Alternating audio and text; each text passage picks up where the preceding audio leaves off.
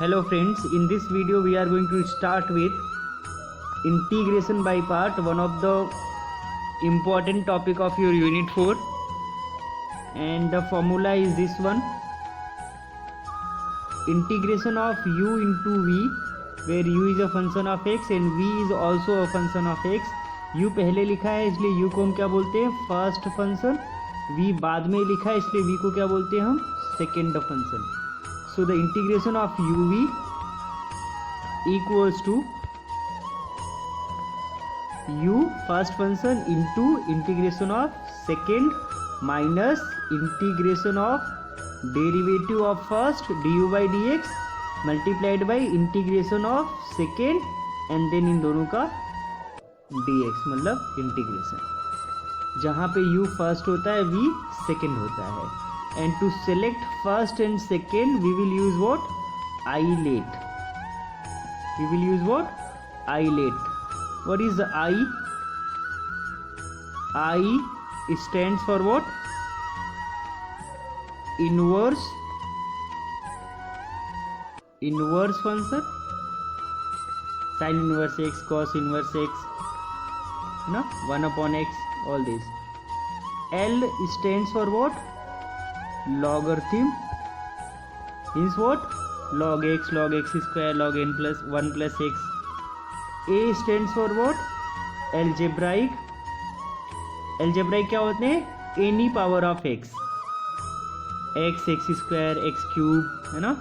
Constants are also algebraic. Then T stands for what? Trigonometric, sin x, cos x, tan x. And E stands for what? Exponential. Exponential means what? E की power x, e की power x square, e की power x cube, and all these. Okay. So to select first and second function we will use what? Ilet. जहाँ पे I का मतलब है inverse, L का मतलब है log, A का मतलब algebraic, T का मतलब trigonometric, E का मतलब exponential. मतलब अगर आप मान लो ये इंटीग्रेट u और v का कर रहे हो और u i है ना, मान लो u i है मतलब इन्वर्स है और v मान लो l है, तो ये फर्स्ट होगा और ये सेकंड होगा. और मान लो आप u v कर रहे हो और u आपका मान लो l है और v आपका i है, तो जो फर्स्ट फंक्शन होगा वो कौन सा होगा?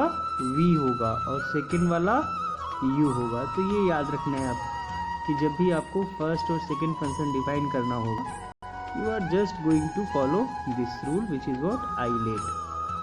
मतलब इनवर्स पहला, inverse, log, algebraic, trigonometric, exponential. This you are going to use to select first and second function. And then we have a integration by substitution. In this method an integrate is reduced to a standard form by making an appropriate substitution. ये जब अभी question आएगा तो we will discuss about it. जैसे मान लो ये question है हमारे पास, ये 2015 में आया था 12 नंबर का बीकॉम में.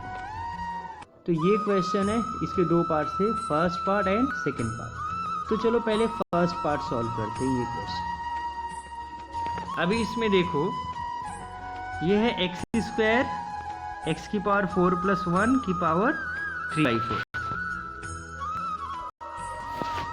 अब इसमें ना तो आप पार्शियल फ्रैक्शन लगा सकते हैं, ना तो आप इंटीग्रेशन बाय पार्ट लगा सकते हैं. तो इसको हमें सब्स्टिट्यूशन से सॉल्व करना पड़ेगा. और देखो इसके लिए ऐसा नहीं है कि मैं कोई फॉर्मूला बता दूं कि जब भी ऐसा क्वेश्चन आएगा आप वो कर लोगे. इसके लिए आपको जो है अपना माइंड यूज करना है. देखो यहाँ पे पावर में क्या है तुम्हारे पास? 3/4 और यहाँ पे x की पावर 4 प्लस 1 है.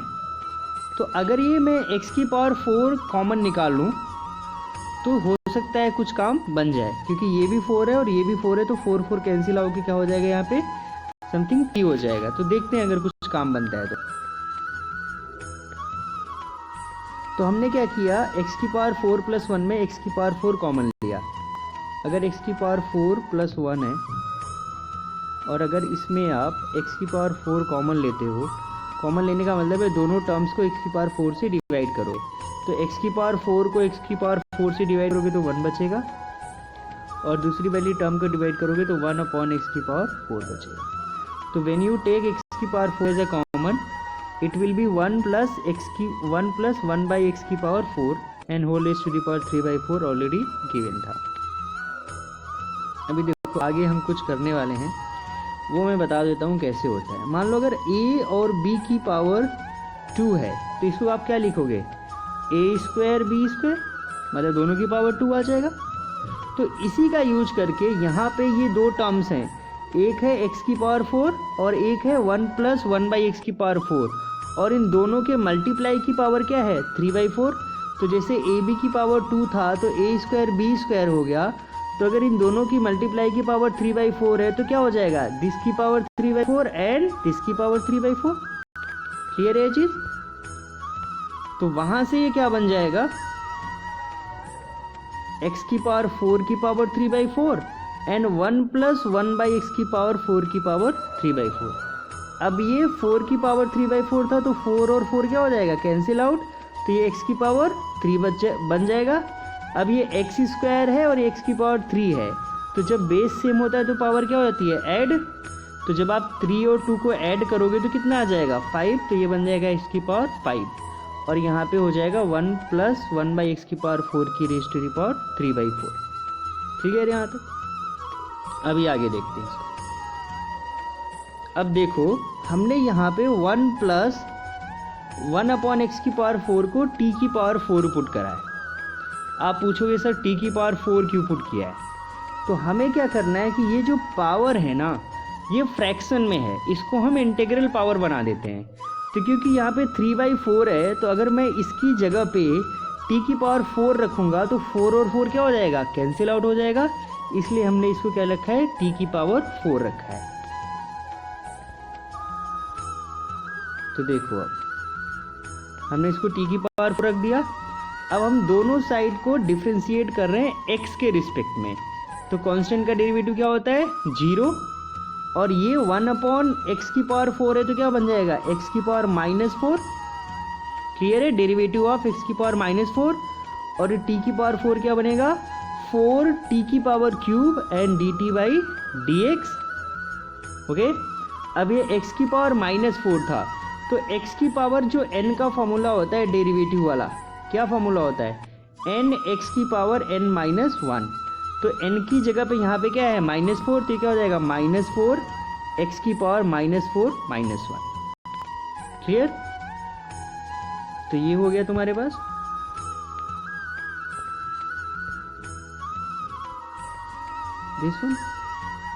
अब ये 4 है इस साइड और यहाँ पे -4 होते कैंसिल हो जाएगा, तो यहाँ पे क्या बनेगा माइनस, तो ये माइनस यहाँ पे मल्टीप्लाई हो गया, तो -t³ dt हो गया, और ये dx वाला यहाँ मल्टीप्लाई हो गया, तो ये dx, और ये x की पावर -4 -4 और -1 बनेगा क्या, ये बनेगा x की पावर -5, और जब ये x की पावर -5 बनेगा तो इसको हम ये लिख सकते हैं 1 अपॉन एक्स की पावर 5।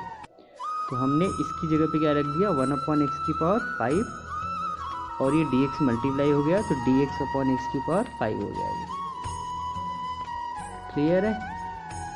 तो ये dx अपॉन एक्स की पावर 5 हो गया, और ये माइनस यहाँ मल्टीप्लाई हो गया तो -t³ dt, मतलब dx अपॉन एक्स की पावर 5 की जगह पे हम ये रख सकते हैं। तो जो हमारा पहला वाला ये आया हुआ है, इसमें dx अपॉन एक्स की पावर 5 की जगह पे हम क्या रखेंगे, -t³ dt। तो चलो रखते हैं, इसमें देखते हैं क्या बनेगा। तो जब हम उसकी जगह पे रखेंगे तो -t³ dt बनेगा, n अपॉन t की पावर 4 हो जाएगा। अब आप ये पूछोगे सर ये अपॉन t की पावर 3 कैसे हुआ, अब वो देख लो कैसे हुआ। ये है हमारे पास, इसकी जगह पे तो -t³ dt बन गया। क्लियर है? अब ये बचा है हमारे पास, हमने 1 अपॉन 1 प्लस एक्स की पावर 4 को t की पावर 4 रखा है, तो क्या हो जाएगा t की पावर 4 की पावर 3/4। अब ये 4 और 4 क्या हो जाएगा, कैंसिल, तो क्या बन जाएगा, टी क्यूब बन जाएगा ये वाला। ठीक है, तो ये minus T cube D T था और ये टी क्यूब है, तो टी क्यूब कैंसिल, तो ये माइनस डी टी हो गया। और डी टी का इंटीग्रेशन क्या होता है, टी हो जाएगा, जैसे डी एक्स का एक्स होता है वैसे डी टी का टी हो जाता है। और ये माइनस साइन है तो माइनस टी प्लस सी, उसके बाद हमने टी की वैल्यू रख दी। तो this is your answer for first part. ये 2015 में आया था। अब चलो सेकेंड पार्ट कर लेते हैं, कॉस इनवर्स एक्स। तो कॉस इनवर्स एक्स को 1 इंटू कॉस इनवर्स एक्स लिख सकते हैं। ठीक है, अब फिर से ये याद होना चाहिए, आई लेट, आई मतलब इनवर्स, मतलब ये कौन सा फंक्शन होना चाहिए, पहला वाला u हो गया ये, और 1 क्या होता है, कोई भी कांस्टेंट नहीं होता है अलजेब्राइक, तो ये दूसरा हो जाएगा। तो 1 क्या हो जाएगा, दूसरा हो जाएगा, मतलब v हो जाएगा।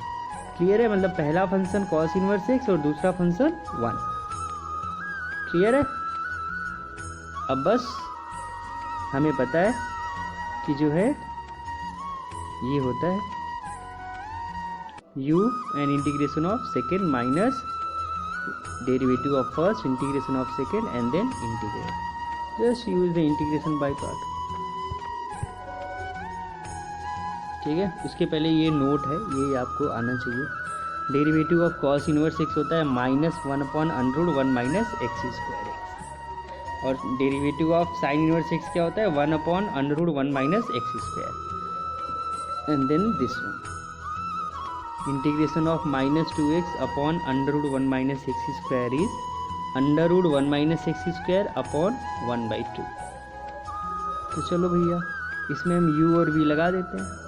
तो ये कॉस इनवर्स एक्स हो गया, एंड उसके बाद इसका इंटीग्रेशन मतलब dx हो गया माइनस d/dx ऑफ इसका cos inverse x, and then the dx हो गया।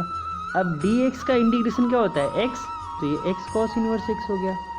और कॉस इनवर्स एक्स का डेरिवेटिव क्या होता है ये, तो ये -1 अपॉन √1 माइनस एक्स स्क्वायर हो गया ये चीज़, और dx का इंटीग्रेशन x हो गया। उसके बाद तो ये पहला टर्म हो गया।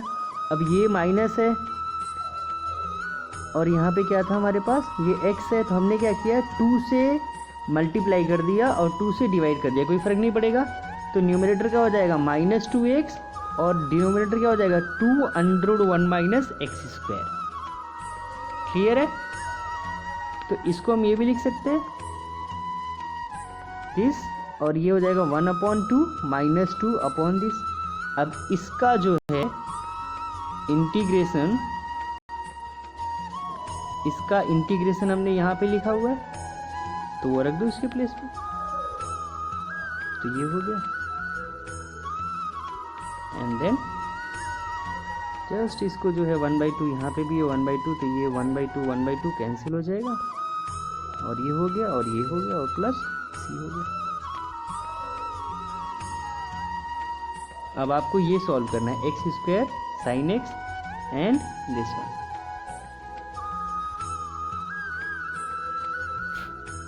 इसमें तो वही लगा दो integration by part, I let लगा दो। इसमें आईलेट नहीं लगाना पड़ेगा, ये आपका बिना आईलेट का हो जाएगा।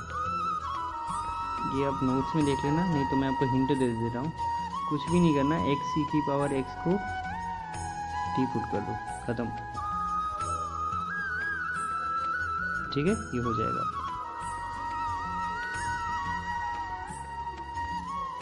बट इसके लिए आपको जो है इसकी हेल्प लेनी पड़ेगी, तो वो मैं सॉल्व करा रहा हूँ।